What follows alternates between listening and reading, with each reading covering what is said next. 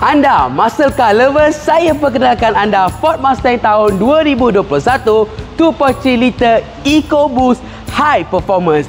First thing yang saya suka adalah enjin dia, menghasilkan 310 horsepower dan juga 475 Nm of torque. Yang best dia, kereta ni jimat minyak dan Rotex murah. Guys, aku nak cakap dengan korang pasal benda yang sangat unik. Sini sekejap. Sini sekejap. Alright, bunyi enjin dia atau bunyi exhaust dia sebenarnya mirip dengan Mustang sebenar.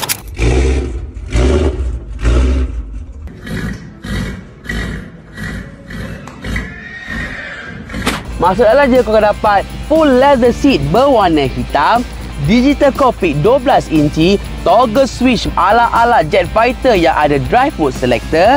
Masuk dalam ni memang rasa eksklusif. Yang ini korang kena tahu, dia datang dengan handling rear wheel drive, corner memang confident dengan steering yang tajam.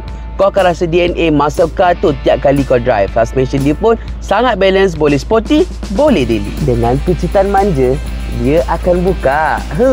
Kereta kau boleh buat ini convertible. Alright guys, kalau korang berminat dengan kereta tadi, jangan lupa like, follow and share Sentimas Setiasa Emas.